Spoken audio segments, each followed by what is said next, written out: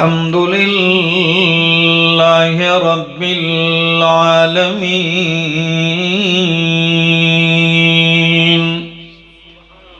والعاقبة للمتقين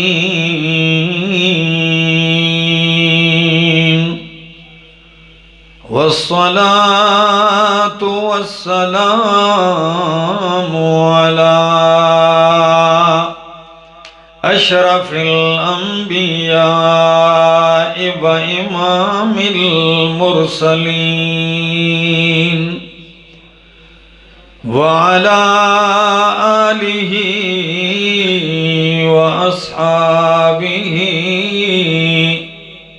وأهل بيته أجمعين.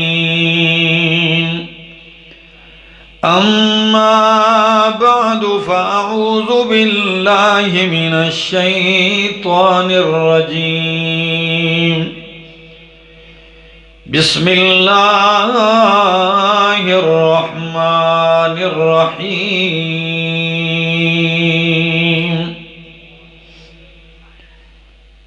مالك يوم الدين.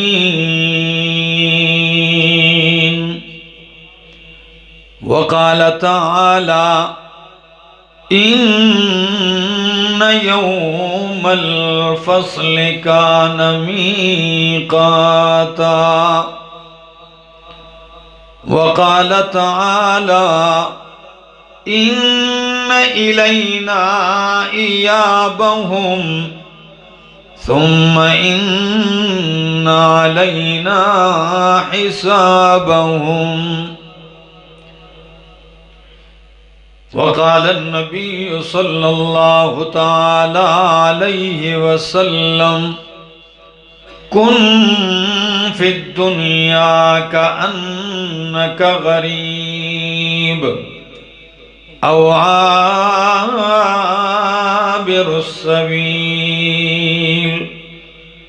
سبحان ربك رب العزة عما يصفون وسلام على المرسلين والحمد لله رب العالمین. انتہائی قابل عزت، قابل احترام، ذی قدر و ذی وقار علماء کرام اور تلاگنگ کے اس علاقے سگر اور گرد و نواح سے آئے ہوئے میرے معزز مکرم دوستو، السلام علیکم.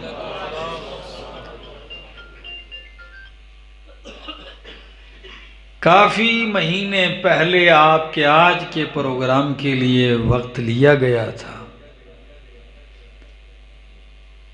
مولانا عبدالستار صاحب حفظہ اللہ تعالی، ان کی بڑی خواہش تھی کہ یہاں دینی گفتگو ہو کتاب و سنت کی روشنی میں. بحمد اللہ آج وہ موقع آیا. آپ اس شدید سردی میں یہاں آئے ہیں، جم کر بیٹھے ہوئے ہیں. مجھ سے قبل دو علماء کرام نے آپ کے سامنے اپنی بساط اور کوشش کے مطابق آپ کو بات سمجھانے کی کوشش کی ہے. میں اپنی کمائیگی کا احساس کرتے ہوئے اپنے مالک کی بارگاہ میں التجا کرتا ہوں کہ اللہ مجھے شرح اور بسط نصیب فرمائے اور ایسے بول سکنے کی توفیق نصیب فرمائے جو اس کی بارگاہ میں قبول ہو کر میرے اور آپ کے لیے دونوں جہانوں میں نجات کا ذریعہ بن جائے. دوستو، یہ دنیا جتنی آباد ہے، جتنی مزین ہے، جتنی آراستہ ہے، اتنی ہی جلد فنا ہونے والی ہے. یہاں کا حسن بھی ہمیشہ نہیں رہتا، یہاں کی جوانی بھی ہمیشہ نہیں رہتی، یہاں صحت ہے وہ بھی ہمیشہ نہیں، اگر بادشاہت ہے تو وہ بھی چند دن کی ہے. زوال در زوال دیکھتے ہیں ہم، ہر دن کے سورج کو چڑھتا ہوا بھی دیکھتے ہیں، اس کا عروج بھی دیکھتے ہیں، اور مغرب کے وقت اس کا زوال بھی دیکھتے ہیں۔ 11-12 بجے کی اس کی تابانی اور چمکار بھی دیکھتے ہیں کہ پوری کائنات کو روشن کرتا ہے۔ چند گھنٹوں کے بعد اس کا زوال بھی دیکھتے ہیں کہ وہ مغرب میں گول ٹکیا بن کے غروب ہو رہا ہوتا ہے۔ یہ ہر دن ہمیں یہ دعوت دے رہا ہے کہ انسان تیرے عروج کو کیا ہے؟ زوال ہے۔ خوشی کو زوال ہے۔ کسی بادشاہ نے کسی سے کہا کہ یار میں نے انگوٹھی بنوانی ہے اور اس پہ کچھ جملہ لکھنا ہے، کیا لکھواؤں جس کو میں خوشی میں دیکھوں تو غمگین ہو جاؤں اور غم میں دیکھوں تو خوش ہو جاؤں؟ کوئی کہنے لگا یہ لکھو یہ لکھو، کسی نے کہا کہ آپ نے انگوٹھی پہ لکھوانا ہے، بس یہ لکھوا دیں کہ یہ وقت بھی گزر جائے گا۔ تو اگر خوشی میں اس کو دیکھو گے تو ایک دم کانپ جاؤ گے، آج خوش ہوں تو یہ وقت بھی کیا ہو جائے گا، اور اگر پریشانی میں ہو غم میں ہو پھر دیکھو گے کہ یہ وقت بھی گزر جائے گا، خوشی بھی رب دے گا تو غم ہلکا ہو جائے گا۔ مقصد کہنے کا یہ ہے کہ یہ دنیا اس پہ ایک زوال آنے والا ہے، اور قربان جاؤں قرآن مقدس ہے، انشاءاللہ میں رب کا قرآن کھولوں گا آج، صرف آپ کا ساتھ مجھے چاہیے ہوگا، ٹھیک ہے؟ ساتھ دیں گے؟ جن کو بات سمجھ میں آ رہی ہے کہہ دو سبحان اللہ۔ چلو یہ اچھا ہو گیا، سگر والے جاگ گئے ہیں۔ دوستو قرآن کیا کہتا ہے ذرا دیکھیے، کل من علیہا فان، کل نفس ذائقۃ الموت، کل شیء ہالک الا وجہہ۔ لفظوں پہ غور کیجئے، کل من علیہا فان، جتنے بھی اس دنیا پہ آباد ہیں سب نے فنا ہونا ہے۔ کل نفس ذائقۃ الموت، ہر نفس نے موت کا ذائقہ چکھنا ہے، ہر نفس موت کا ذائقہ چکھنے والا ہے۔ تیسری آیت میں فرمایا کل شیء ہالک، ہر شے نے ہلاک ہونا ہے۔ یا اللہ کوئی بچے گا بھی کہ نہیں؟ فرمایا کوئی نہیں بچے گا، نہ کوئی نیک نہ کوئی بد، نہ کوئی پرہیزگار متقی، نہ کوئی بد کردار بد عمل، دن کو روزہ رکھنے والا رات کو قیام کرنے والا وہ بھی نہیں بچے گا، اور بد کردار بھی نہیں بچے گا، غریب بھی نہیں بچے گا، اور کروڑوں کھربوں اربوں کا مالک بھی نہیں بچے گا، کوٹھڑی میں اکیلا تنہا رہنے والا بھی نہیں بچے گا، لاؤ لشکر میں پروٹوکول میں رہنے والا بھی نہیں بچے گا۔ کل من علیہا فان،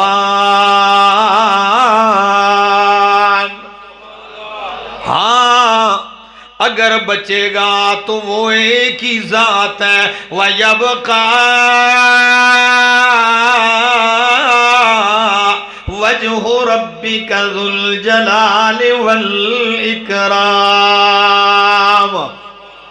تیرے رب کی ذات باقی رہے گی، اسی کے لیے بقا ہے، باقی سب کے اوپر فنا نے آنا ہے، موت نے آنا ہے۔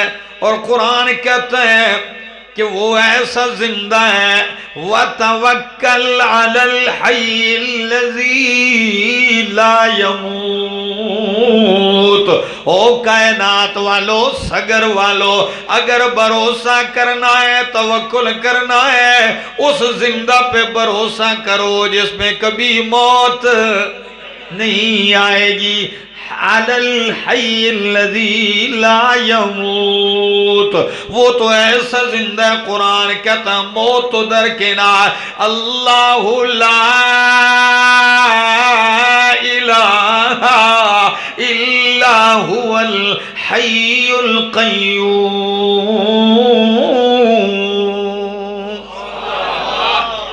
اللہ لا الہ الا هو الحی القیوم، اس کے سوا کوئی الہ نہیں ہے، کوئی حاجت روا نہیں مگر وہی ہے۔ الحی، وہ زندہ ہے، زندگیاں دینے والا ہے۔ القیوم، خود قائم ہے، دوسروں کو قیام دینے والا ہے، دوسروں کو تھامنے والا ہے۔ موت اس پہ نہیں آتی، زوال فنا اس پہ نہیں آتا، موت درکنار۔ قرآن کہتا ہے لا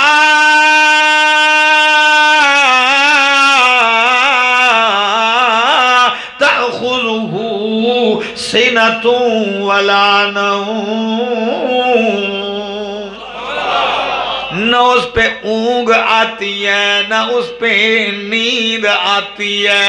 جس پہ اونگ آ جائے وہ الہ ہو سکتا، جس پہ نیند آ جائے، جو نیند سے مغلوب ہو جائے، وہ الہ و حاجت روا ہو سکتا نہیں ہے۔ تو وہی ذات پاک ہے، موت سے پاک ہے، ان کمزوریوں سے پاک ہے۔ اس کے سوا قرآن تو جب بھی ذکر کرتا ہے، موت ذکر کرتا ہے، تو نبیوں کی موت ذکر کرتا ہے، تاکہ تمہیں پتہ چل جائے کہ اللہ کی مخلوق میں سب سے برگزیدہ بندے یہی تھے۔ مثلا قرآن کہتا ہے ام کنتم شہداء اذ حضر یعقوب الموت، کیا آپ حاضر تھے او لوگو جب یعقوب علیہ السلام کو موت حاضر ہوئی؟ تو یعقوب علیہ السلام نبی ہیں، کیا ہیں؟ موت حاضر ہوئی کہ نہیں ہوئی؟ اچھا، یہ نبی ہیں، نبی کے باپ ہیں۔ کس کے باپ ہیں؟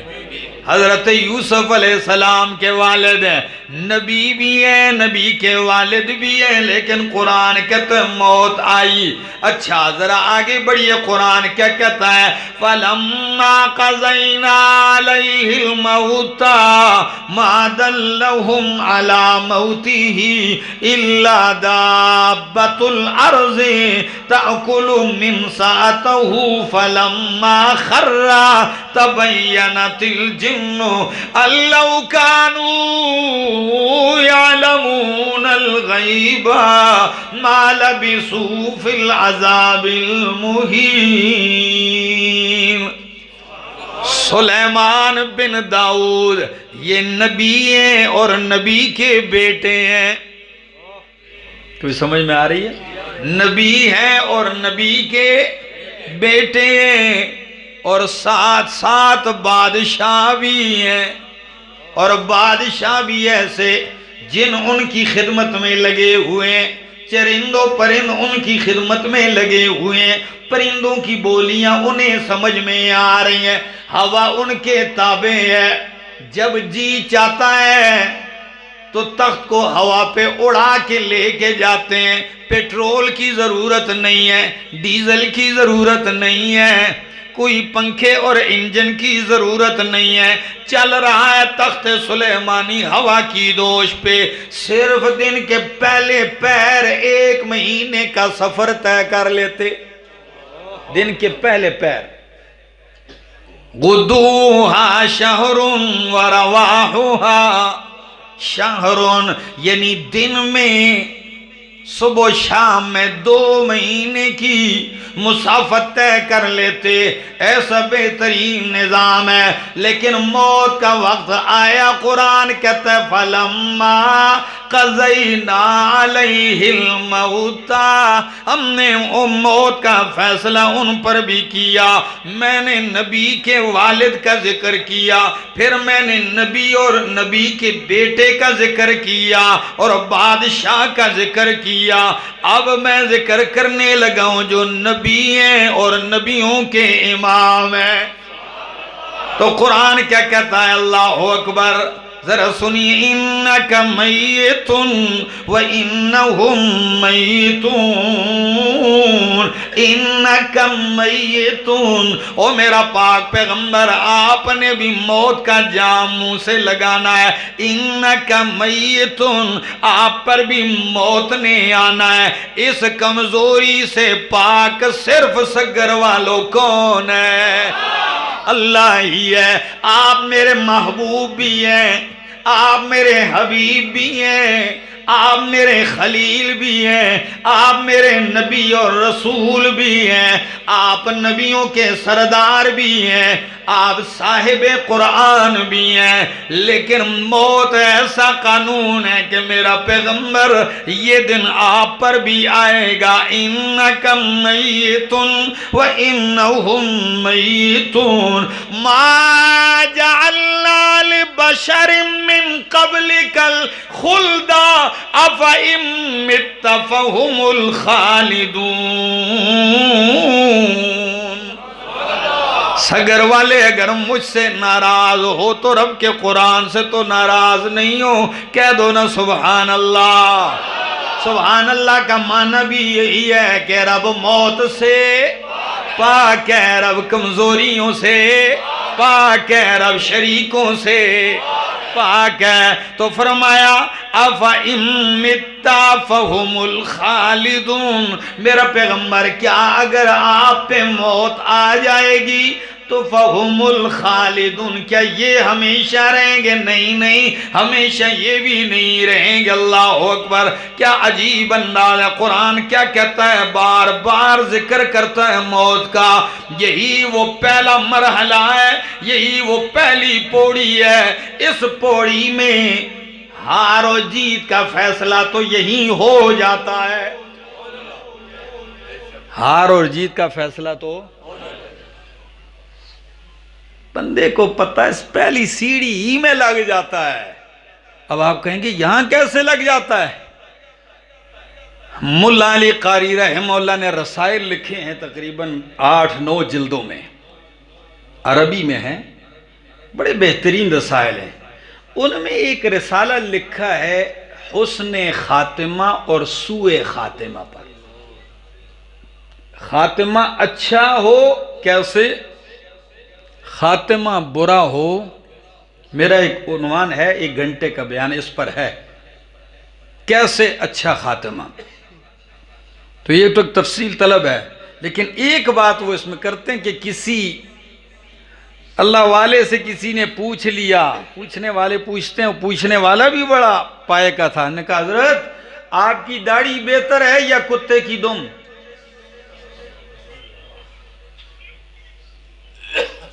اب ہوتا عام بندہ تو جلال میں آتا۔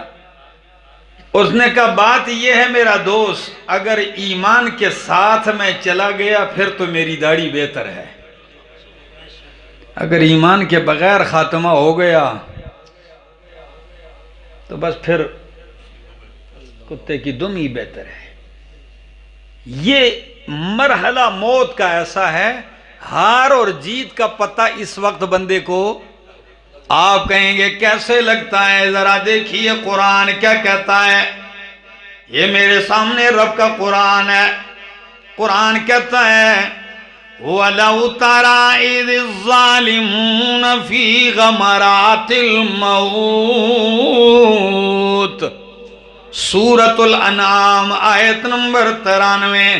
وَلَوْ تَرَىٰ إِذِ الظَّالِمُونَ فی غمرات الموت، اگر آپ دیکھ لیں جب یہ ظالم، یہ مشرک، یہ بد کردار موت کی سختیوں میں ہوں گے، والملائکۃ باسطوا ایدیہم، اور فرشتے ان کی طرف ہاتھ بڑھائے ہوں گے.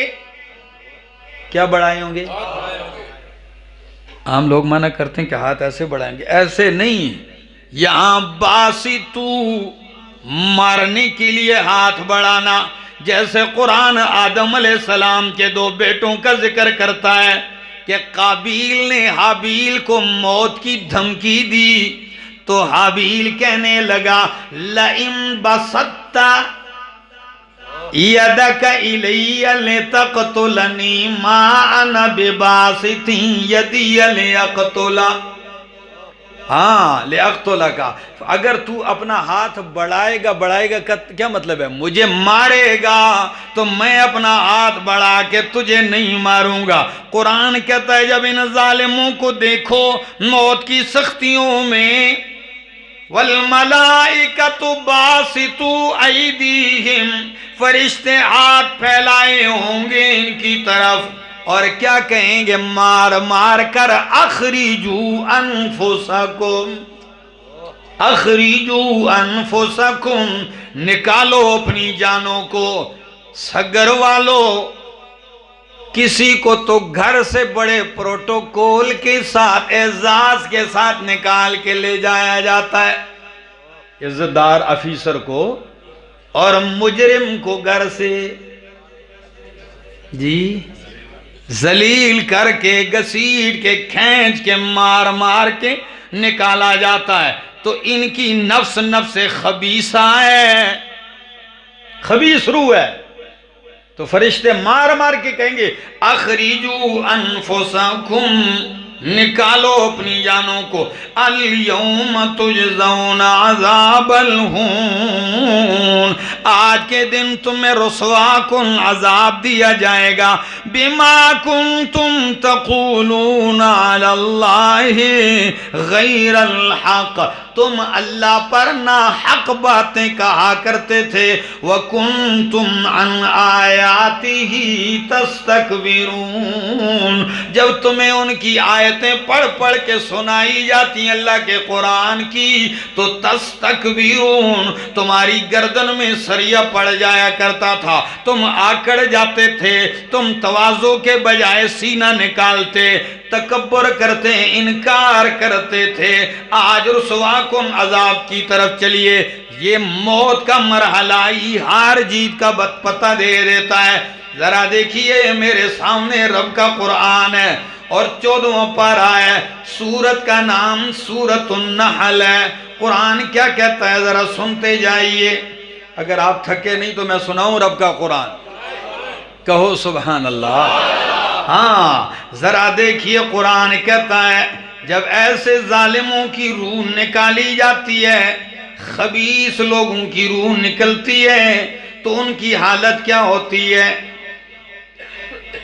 الذین تتوفاہم الملائکۃ ظالمی انفسہم، سورۃ النحل آیت نمبر 28.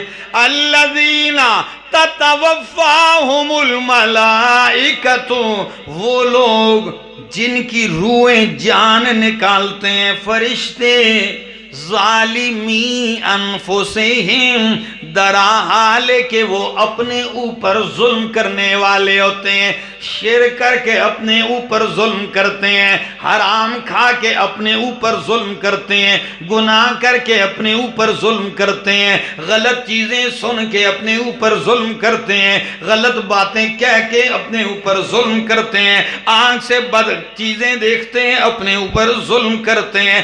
ظالمی انفسہم، ایسے لوگوں کی جب روح فرشتے نکالتے ہیں تو ان کی آکڑ کیا ہوتی ہے؟ ادھر تو سورہ انعام 93 آیت میں فرمایا تم اللہ کی آیتوں کے سامنے کیا کرتے تھے؟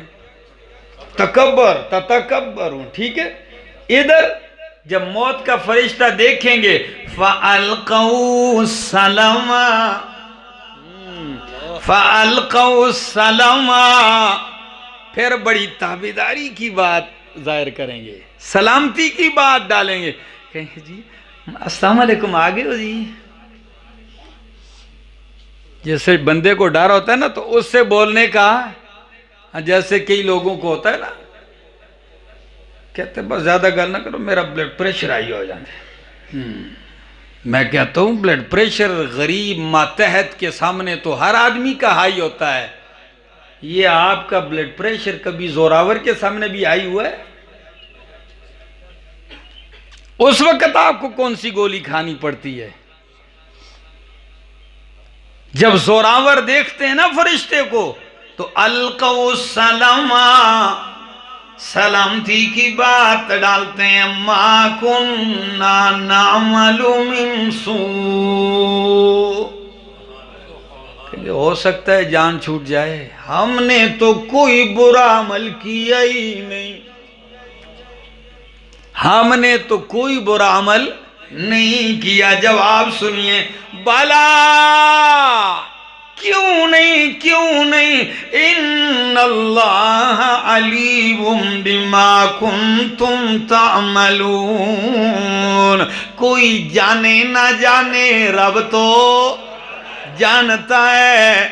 ہاں لوگ کہتے ہیں کوئی دیکھے نہ دیکھے شبیر تو دیکھے گا نا، میں کہتا ہوں نہیں، کوئی دیکھے نہ دیکھے رب تو دیکھے گا، وہ تو دیکھ رہا ہے. ان ربک لبالمرصاد، مفتی صاحب، ان ربک لبالمرصاد، اس لفظ پہ قربان جاؤں، قرآن کے اس لفظ پہ عجیب لفظ استعمال کیا. یہ نہیں فرمایا رب تمہیں دیکھ رہا ہے، نہیں یہ لفظ نہیں، یہ دوسرے مقام پہ. ادھر کیا فرمایا؟ لبالمرصاد. مرصاد کہتے ہیں جب شکاری بندوق رکھ لیتا ہے اور شکار کے اوپر نشانہ فٹ کر لیتا ہے، اس کی سوچ، اس کی ساری نظر بالکل شکار پر فوکس کیے ہوتی ہے. ایسا ہی ہوتا ہے جب بندوق کے سامنے شکار آئے اور بالکل یہ شکاری اس کے اوپر آنکھ لگا دے، کتنا اسی کے اوپر اس نے آنکھ لگائی ہوتی ہے.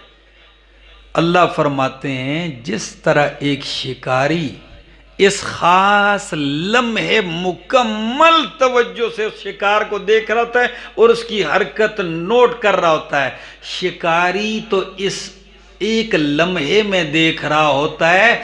میں 24 گھنٹے ہر شخص کو ایسے ہی دیکھتا ہوں، ہر لمحہ میں ایسے ہی دیکھتا ہوں، میری نظر ایسے.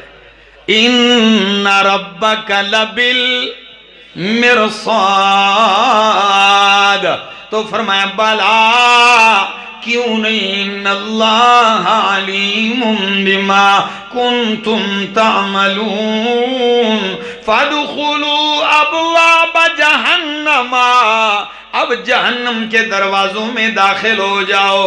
خالدین فیہا فلبئس مثوی المتکبرین، بہت ہی برا ہے ٹھکانہ المتکبرین. کن کا؟ تکبر کرنے والوں کا، آکڑنے والوں کا آکڑ اس دن ٹوٹ جاتا ہے. بڑے بڑے آکڑ خان جو ہوتے ہیں اس دن کیا ہو جاتے ہیں؟ بالکل ٹھیک ہو جاتے ہیں. اور یہ تو ان کی موت کا ذکر ہوا، کچھ لوگ اس کے مد مقابل ہیں، قرآن ان کی موت کا بھی ذکر کرتا ہے. یہی سورہ نحل ہے، آیت نمبر 32 ہے. قرآن کیا کہتا ہے؟ الذین تتوفاہم الملائکۃ طیبین. قربان جاؤں، قرآن کیا عجیب لفظ ہے. امام آلوسی رحمہ اللہ اپنی تفسیر روح المعانی میں فرماتے ہیں کہ طیبین کا لفظ اتنا جامع ہے کہ یہ کون لوگ ہیں؟ طیبین یہ وہ لوگ ہیں جن کا عقیدہ بھی پاک تھا. طیبین یہ وہ لوگ ہیں جن کی روزی بھی پاک تھی. طیبین یہ وہ لوگ ہیں جن کا عمل بھی ملاوٹ ریا سے پاک تھا. طیبین یہ وہ لوگ ہیں کہ جن کے اخلاق بھی پاک تھے. طیبین. اور قرآن کہتا بھی ہے عقیدہ پاک. جیسے قرآن کہتا ہے الم تر کیف ضرب اللہ مثلا کلمۃ طیبۃ کشجرۃ طیبۃ اصلها ثابت وفرعها فی السماء. پاکیزہ کلمہ ایمان کلمہ توحید کی مثال ایسے ہے اس پاکیزہ درخت کی ہے کہ جس کی جڑیں زمین میں مضبوط ہیں اور اس کی شاخیں فضا میں آسمانوں میں پھل دے رہی ہیں. تو سمجھ لیجئے مومن بھی عمل زمین پہ کرتا ہے اور اس کا عمل اٹھتا ہے نتیجہ آسمانوں تک پہنچتا ہے. تو طیبین جب ایسے پاکیزہ لوگوں کی روح فرشتے نکالتے ہیں تو کیا حال ہوتا ہے. قرآن کہتا ہے ان کے پاس فرشتے آتے ہیں تو فَأَلْقَوْا سَلَامًا نہیں، وہ فرشتوں کو سلام نہیں کرتے، ان کا اعزاز ہوتا ہے فرشتے آ کر ان کو سلام کرتے ہیں. کیا انداز ہے ذرا سنیے. فرمایا یقولون سلام علیکم یقولون سلام علیکم. سچ بتاؤ ہار جیت کا یہ پہلا مرحلہ موت ہے کہ نہیں؟ جس کے موت کے وقت ہی فرشتے نے آ کے جب پہلے کہہ دیا السلام علیکم تو سچ بتاؤ اس پہلے آواز ہی سے وہ سمجھ جائے گا معاملہ ٹھیک ہے. فرشتوں کے اس پہلے رویے ہی سے وہ سمجھ جائے گا کیا ہے معاملہ ٹھیک ہے. تو فرمایا سلام علیکم تم پہ سلام ہو ادخلوا الجنت بما کنتم تعملون. تم جنت میں داخل ہو جاؤ ان اعمال کے بدلے میں جو تم کرتے تھے. بما کنتم تعملون کہا یہ نہیں کہ جنت کے خواب تو دیکھے عمل کوئی نہ کرے. بما کنتم تعملون بما کنتم تتمنون یا بما کنتم صرف تم امیدیں ہی رکھتے تھے تظنون گمان ہی کرتے تھے. نہیں تعملون کیا کرتے تھے؟ عمل کرتے تھے. آج اعمال کا بدلہ ہے جنت میں داخل ہو جاؤ. اور کبھی قرآن یوں بھی ذکر کرتا ہے یہ کیوں نہ خوش ہو کیوں فرق نہ ہو. یہی وہ مرحلہ ہے قرآن کہتا ہے ان الذین قالوا ربنا اللہ ان الذین قالوا ربنا اللہ. بے شک وہ لوگ سگر والوں جنہوں نے یہ کہہ دیا ربنا اللہ ہمارا پروردگار کون ہے. ربنا اللہ ہمارا پالنہار کون ہے؟ اللہ ہے. ربنا اللہ ہمارا حاجت روا اللہ ہے. ثم استقاموا پھر اسی عقیدے پہ وہ ڈٹ گئے اپنے بچھڑ گئے پرواہ کوئی نہیں. مصیبتیں آئیں پرواہ کوئی نہیں. لوگ ناراض ہو گئے پرواہ کوئی نہیں. رشتے ناتے چھوڑ گئے پرواہ کوئی نہیں. وطنوں بے وطن ہو گئے پرواہ کوئی نہیں. مال لوٹ لیے گئے پرواہ نہیں.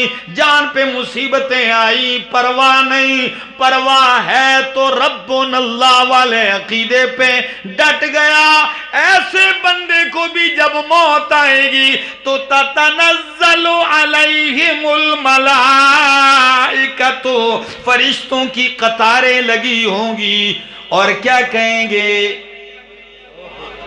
ہائے ہائے تتنزل علیہم الملائکۃ اللہ تخافوا ولا تحزنوا وابشروا بالجنۃ التي کنتم توعدون.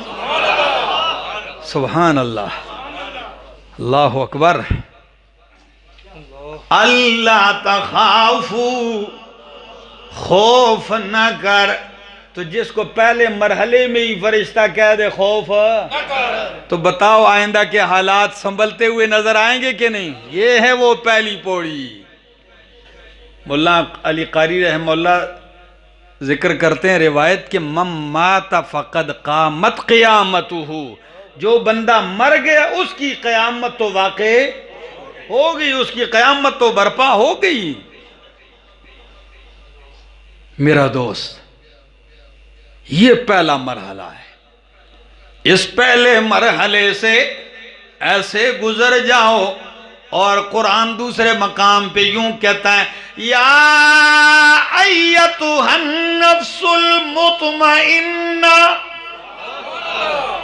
یا ایتھا النفس المطمئنہ۔ کتنا پیارا لقب ہے، ادھر فرمایا طیبین، کیا؟ اور ادھر فرمایا یا ایتھا النفس مطمئنہ، او مطمئن جان۔ نفس مطمئنہ کیوں کہا؟ نفس کی 3 قسمیں ہیں۔ کتنی؟ 3 قسمیں۔ نفس امارہ، نفس لوامہ، نفس مطمئنہ۔ نفس امارہ وہ ہے جو گناہ کرواتا ہے، جرم کرواتا ہے، بدکاری کرواتا ہے، پھر اس پہ ڈٹا کے اوپر فخر بھی کرواتا ہے۔ آپ نے ایسے لوگ دیکھے ہوں گے جو بڑی مجلس میں بیٹھ کے اپنے گناہوں کا ذکر کرتے ہیں اور فخر سے کہتے ہیں او بادشاہ بڑیاں شراباں پیتی ہیں، کہتے ہیں کہ نہیں؟ لوگوں کو گواہ بنا رہے، او بادشاہ ہم نے تو اتنے بندے مارے ہیں۔ کوئی کہتا ہے یہ کیا، اپنے گناہوں کے چرچے فخر سے کرے گا۔ اور قرآن کیا کہتا ہے؟ یہ سورت یوسف میں زلیخا کے کلمات نقل کیے ہیں، کیا کہا؟ وَمَا أُبَرِّئُ نَفْسِي إِنَّ النَّفْسَ لَأَمَّارَةٌ بِالسُّوءِ۔ کئی لوگ کہتے ہیں یوسف علیہ السلام کی طرف منسوب کرتے ہیں، نہیں، نبی کا نفس نفس امارہ نہیں ہوتا۔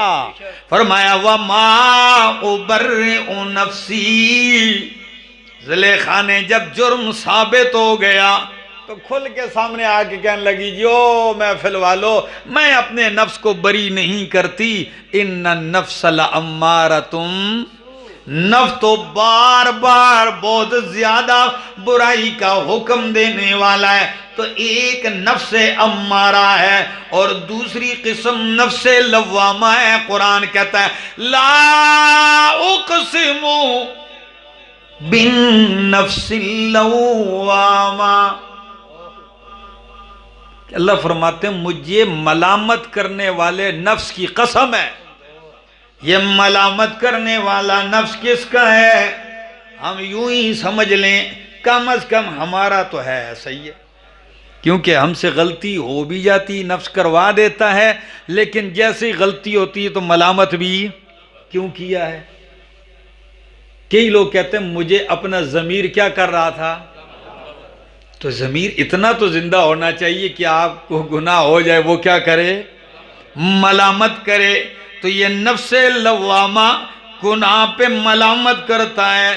اور تیسری قسم ہے نفس مطمئنہ، وہ یہ نہیں دیکھتا کہ اللہ نے یہ حکم کیوں دیا، یہ کیوں دیا، ایسے نہیں ہونا چاہیے تھا، ایسے ہو جاتا، یہ روزہ دن کے بجائے رات کو ہوتا صبح تک تو زیادہ اچھا تھا، یہ نمازیں 5 کی جگہ 3 ہوتی یا صبح و شام 2 ہو جاتی، نہیں، بلکہ وہ تو کہتا ہے سرے تسلیم خم ہے جو مزاج یار میں آئے، وہ یہ نہیں، مطمئن ہے۔ قرآن کا حکم ہے، کہتا ہے مطمئن ہوں، شریعت کے ہر فیصلے پہ وہ کیا ہے؟ وہ مطمئن ہے، رب کے قانون پہ، رب کے فیصلوں پہ، دین کی باتوں پہ وہ مطمئن ہے۔ تو ایسا مطمئن روح جب اس کی موت کا وقت آتا ہے تو فرشتہ کیا کہتا ہے؟ ارجعی الی ربک راضیۃ مرضیہ، ارجعی الی ربک ربک، چل اپنے رب کی طرف، راضیۃ مرضیہ، تو رب کو راضی کرنے والی، رب سے راضی ہونے والی، رب تجھ سے راضی ہونے والا، تو رب سے راضی، رب تجھ سے راضی۔ جب رب روح سے راضی، روح رب سے راضی، تو پھر کسی کی کیا چلتی ہے ادھر؟ یہ پہلا مرحلہ ہے۔ اللہ ہمیں اس میں کامیابی عطا فرمائے۔ فرمائے ارجعی الی ربک راضیۃ مرضیہ فادخلی فی عبادی وادخلی جنتی، جا میرے بندوں میں داخل ہو جا، میری جنت میں داخل ہو جا۔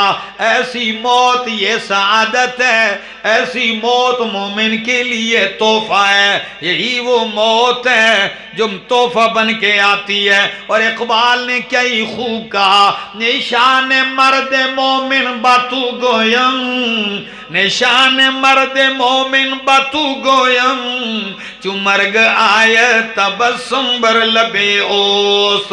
آج میں تجھے مرد مومن کی نشانی بتلاتا ہوں، جب اس کی موت کا وقت آتا ہے دنیا روتی ہے، اس کے ہونٹوں پہ مسکراہٹ ہوتی ہے۔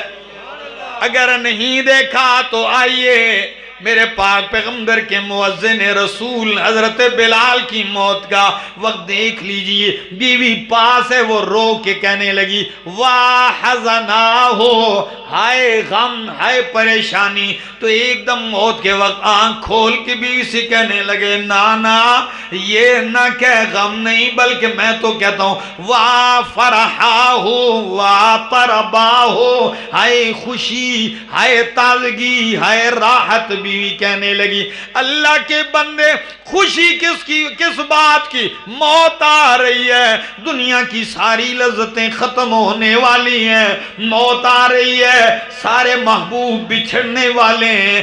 کہنے لگے نہیں نہیں، غدن نلقی محمدن وصحبہ، روح نکلنے کی دیر ہے، کل محمد عربی اور ان کے صحابہ سے ملاقات ہوگی۔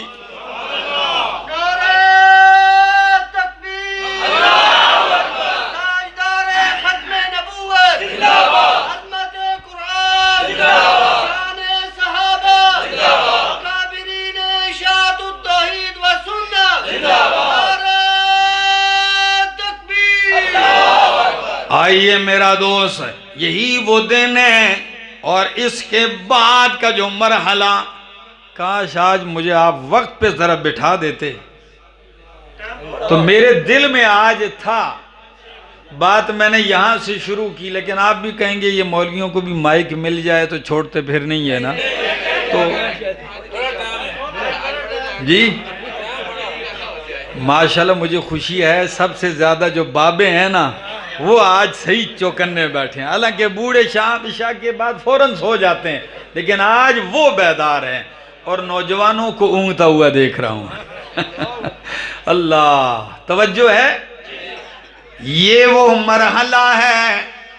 اس مرحلے کے بعد بڑی شان کے ساتھ، بڑے اعزاز کے ساتھ لے جایا جاتا ہے۔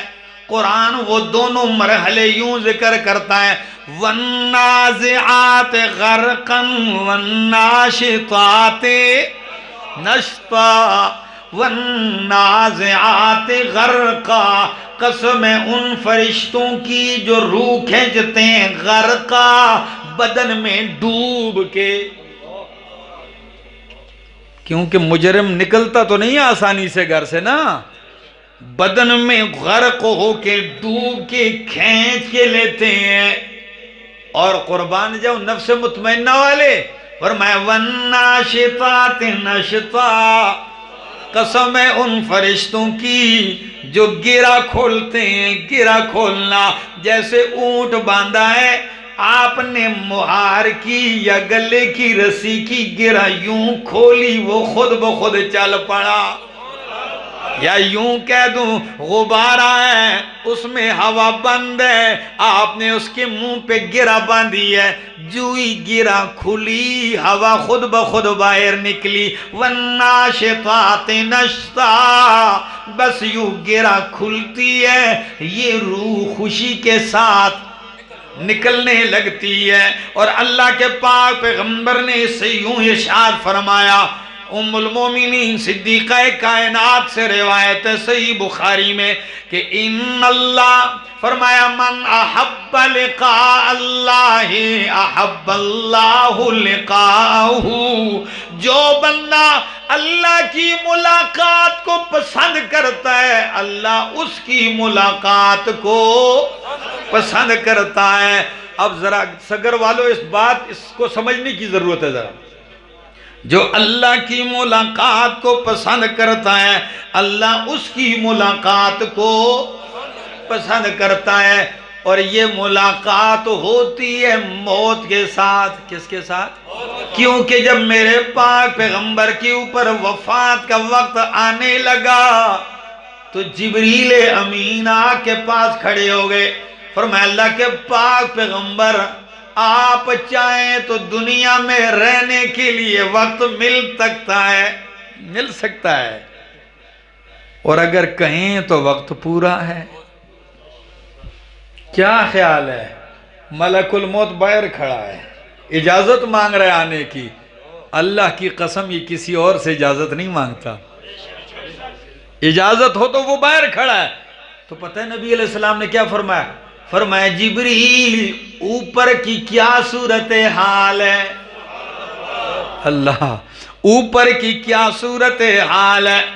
تو جبریل نے کہا ان اللہ اشتاق الی لقائک، اللہ آپ کی ملاقات کا مشتاق ہے، قربان جاؤں، ان اللہ اشتاق الی لقائک، اللہ آپ کی ملاقات کا مشتاق ہے۔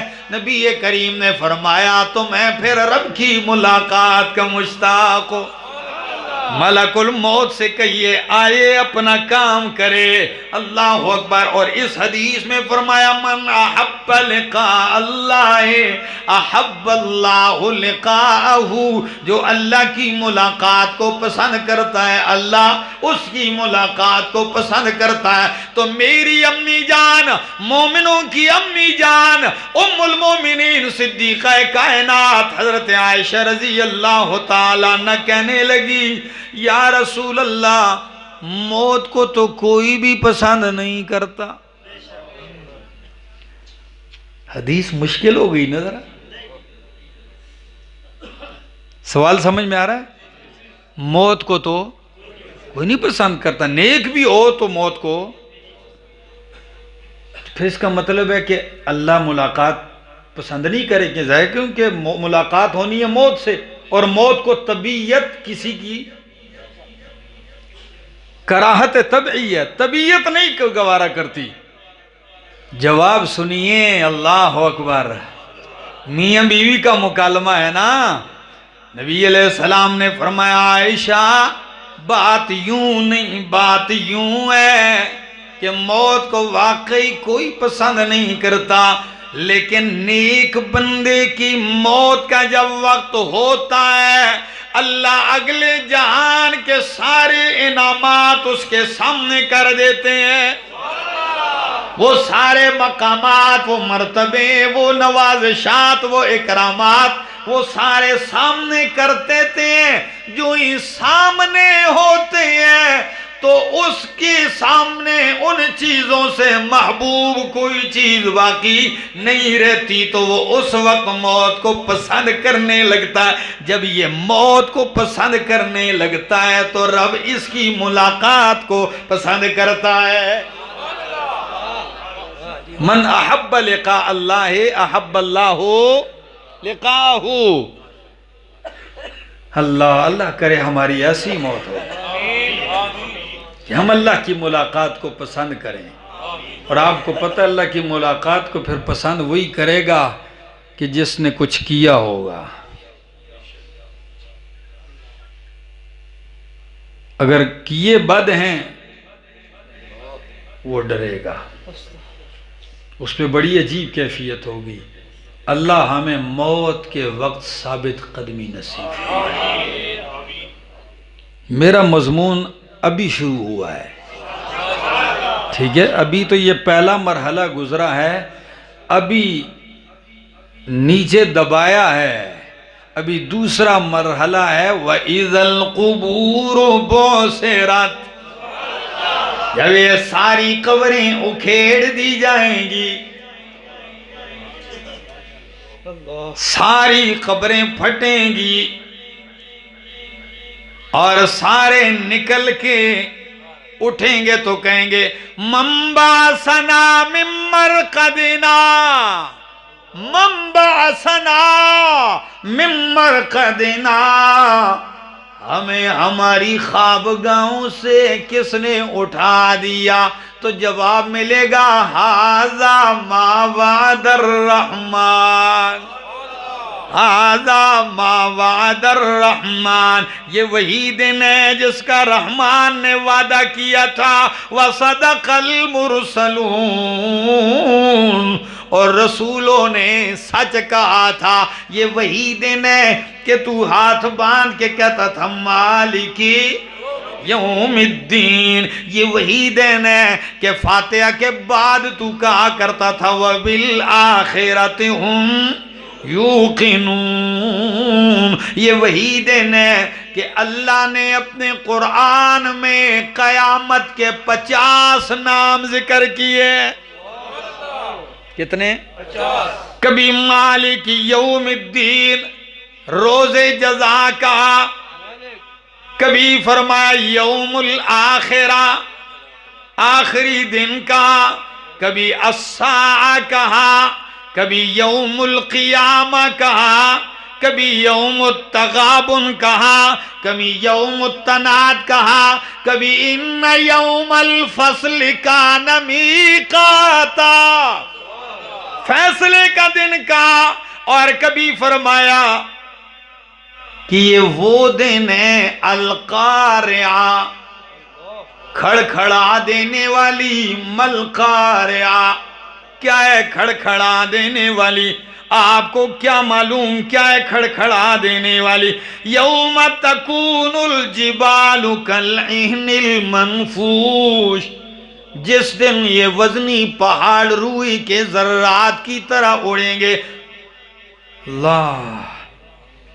وَيَكُونُ النَّاسُ كَالْفَرَاشِ الْمَبْثُوثِ، اور یہ بڑے بڑے لوگ، سارے لوگ بکھرے ہوئے پتنگوں کی طرح ہوں گے. اور کبھی فرمایا الحاقۃ ملحاقہ، کبھی فرمایا الصاخہ، کبھی فرمایا الطامۃ الکبریٰ، بڑا ہنگامہ. اور کبھی فرمایا ان زلزلۃ الساعۃ شیء عظیم، کبھی فرمایا اذا زلزلت الارض زلزالها واخرجت الارض اثقالها وقال الانسان. کیوں؟ جب یہ زمین ہلے گی نا تو یہ پہاڑ، یہ چٹان، یہ دیواریں، یہ پتھر، یہ ہر چیز بولے گی اللہ ادھر قتل ہوا ہے، اس نے کیا ہے، فلاں نے اس جگہ بدکاری کی ہے، فلاں نے اس جگہ ظلم کیا ہے. یہ چپا چپا جب اس کے خلاف بولے گا تو ایک تو زلزلے کی اپنی ہیبت ہوگی، اور ایک جب یہ بولے گی تو انسان کہے گا ما لہا، اس کو کیا ہو گیا ہے؟ اللہ فرمائیں گے بِأَنَّ رَبَّكَ أَوْحَىٰ لَهَا، تیرے رب نے آرڈر کر دیا ہے، حکم کر دیا ہے. یہ اٹھیں گے. یہ پہلا مرحلہ تو ہوا.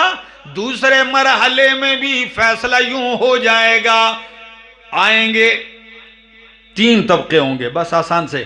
ایک وہ طبقہ جو بغیر حساب کے جنت میں چلا جائے گا، ہائے ہائے ہائے، بغیر حساب کے کدھر چلا جائے گا؟ نبی علیہ السلام نے فرمایا، مسلم کی حدیث ہے، 70,000 بندے 14ویں چاند کے رات کی طرح 14ویں رات کے چاند کی طرح چمک رہے ہوں گے. کوئی حساب کتاب.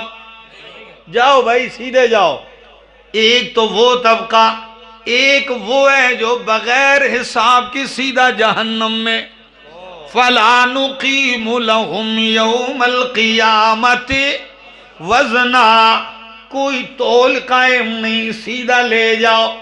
اور ایک وہ ہے وَنَزَعُ الْمَوَازِينَ الْقِسْطَ لِيَوْمِ الْقِيَامَةِ. میزان قائم ہو گیا. اب ادھر بھی دو طبقے رہ گئے، دو تو سیدھے، ادھر بھی دو رہ گئے. ایک وہ ہے کہ مفتی صاحب نے وہ آیت پڑھی فَأَمَّا مَنْ أُوتِيَ كِتَابَهُ بِيَمِينِهِ فَسَوْفَ يُحَاسَبُ حِسَابًا يَسِيرًا. کہ جن کو اعمال نامہ اور ان کا حساب لیا جائے گا، لیکن حسابًا یسیرا. کیسا ہے؟ آسان. کیا؟ آسان. ام المومنین قربان جاؤں امی جان، کیا قابلیت ہے اللہ کی قسم. ایک تابعی ایک دن آئے، فرمایا اماں جان آپ عرب کے شجر نسب میں اتنی ماہر ہیں، لیکن مجھے تعجب نہیں ہوتا. تعجب اس لیے نہیں ہوتا کہ آپ کے والد ماہر تھے، آپ عربیت میں ماہر ہیں، مجھے اس بات پہ تعجب نہیں. قرآن میں آپ کو مہارت ہے، مجھے تعجب نہیں، وہی آپ کے بستر پہ اترتی تھی. آپ حدیث میں ماہر ہیں، پیغمبر کے گھر میں رہتی ہیں. تعجب یہ ہے کہ جڑی بوٹیوں کی حکمت بھی آپ کو کہاں سے آتی ہے. تابعی کا سوال ہے کہ آپ کہتی ہیں کہ فلاں بیماری کا یہ علاج ہے، یہ علاج ہے، یہ کہاں سے سیکھی ہے؟ اماں جان نے کہا بیٹا نبی علیہ السلام کی زندگی کے آخری دنوں میں اللہ کے پیغمبر بیمار ہو جاتے تھے اور اطراف عالم سے وفد آتے تھے، لوگوں کے وفود آتے، تو آپ کی طبیعت ناساز ہوتی، ان میں حکیم ہوتے، ہر حکیم اپنا نسخہ تجویز کرتا تو بنا کر میں دیتی، میں یاد بھی کر لیتی تھی. واہ ماں، اللہ اکبر. تو ام المومنین نے فرمایا یا رسول اللہ صلی اللہ علیہ وسلم قرآن کہتا ہے حسابًا یسیرا، حساب لیا جائے گا، مگر تو حساب بھی ہو آسان بھی ہو، یہ کیسے ہو سکتا ہے؟ ایک گل نہیں سمجھ آتی. حساب بھی ہو اور آسان بھی ہو. اور نبی علیہ السلام دعا سکھلاتے ہیں امت کو، جب دعا کرو تو کہا کرو اللہم حاسبنی حسابًا یسیرا. اللہ مجھ سے حساب لے، آسان حساب لے. علامہ اقبال کتنا پیارا انداز اپناتے ہوئے کہتے ہیں تو غنی از ہر دو عالم من فقیر، الہی تو غنی از ہر دو عالم من فقیر، روز محشر عذر ہائے من پذیر، گر تمہیں بینی حسابم ناگزیر، از نگاہ مصطفیٰ پنہاں بگیر. اللہ تو دونوں جہانوں سے بے پرواہ ہے، میں فقیر ہوں، میری التجا ہے کہ قیامت والے دن میرا حساب نہ لے. اگر تو لازمی حساب لیتا ہی ہے تو پھر نبی کریم سے پردے میں کر کے میرا حساب لے تاکہ ان کے سامنے رسوا نہ ہو جاؤں. گر تمہیں بینی حسابم ناگزیر، از نگاہ مصطفیٰ پنہاں بگیر. ام المومنین نے فرمایا حساب و آسان ہو کیسے ہو سکتا ہے؟ مثلا سگر میں آنے والے حاجی صاحب اللہ یہ کہہ دیں آپ کی 60 سال عمر ہے، 60 سالوں کا حساب نہیں 60 دنوں کا دے دو. دے سکتے ہو؟ سچ بتاؤ. نہیں دے سکتے. تو پھر آسان کیسے؟ نبی علیہ السلام نے فرمایا عائشہ یہ نہیں حسابً یسیرا، یہ بندہ حساب دینے کے لیے رب کے سامنے پیش ہوگا۔ اللہ اس کے نام اعمال پہ اس پہ نظر ڈال کے کہہ دیں گے جا میں نے معاف کر دیا۔ اللہ اکبر، نظر ڈال کے صرف سامنے پیش ہوگا، اللہ فرمائیں گے جاؤ میں نے کیا کر دیا ہے، معاف کر دیا۔ ایک تو وہ ہے، یہ طبقہ ہے، اور ایک طبقہ وہ ہے کہ جن سے جانچ پڑتال شروع ہو جائے گی، کتاب کے ورقے کھلیں گے، یہ کیا ہے بتا کیوں کیا ہے، یہ نہیں بچے گا، یہ نہیں بچے گا۔ اور صحیح حدیث ہے، کچھ ایسے بھی ہوں گے اللہ لوگوں سے ہٹا کے اس پہ یوں اپنی آستین ڈال دیں گے، آپ کہیں گے اللہ ہاتھ آستین کیسے، یہ ہماری سمجھ سے کما یلیق بشانی، اللہ کے لیے جو صفات کتاب و سنت میں ہیں ہم ان کو اسی طرح بلا چرونچرا مانتے ہیں۔ اللہ آستین ڈال کے اس کو لوگوں سے پردے میں کہیں گے میرا بندہ یہ دیکھ یہ کیا ہے، یہ دیکھ یہ بھی کیا ہے، یہ بھی کیا ہے، بس وہ لرزہ برندام شروع ہو جائے گا۔ لیکن اللہ فرمائیں گے میرا بندہ میں نے دنیا میں تیرے اوپر چادر ڈال دی تھی، تجھے رسوا نہیں کیا تھا، جا میں نے آج بھی وہ چادر اٹھائی نہیں ہے، میں نے معاف کر دیا، جا میں نے معاف کر دیا۔ یہ ہے ستار۔ اللہ ہمیں اپنی ستاری کے چادر میں یوں ہی چھپا لے، پردے ڈالنے والا اللہ کی قسم۔ اور ایک جن سے جانچ پڑتال شروع ہو جائے گی، یہ نہیں بچیں گے، اور کیا کہا جائے گا اقرأ کتابک کفی بنفسک اليوم علیک حسیبا، پڑھ اپنا نام اعمال، آج تیرے کے لیے کافی ہے۔ اور میرے پاک پیغمبر نے یوم حساب کا ذکر کرتے ہوئے فرمایا لا تزول قدم عبد حتی یسأل عن اربعین، اس وقت تک تانبے کی اس زمین سے قدم نہیں اٹھا سکے گا بندہ جب تک کہ 4 سوالوں کے جواب نہ دے دے۔ زندگی باقی، ملاقات باقی، کبھی آئیں گے تو تفصیل یہاں سے شروع کریں گے۔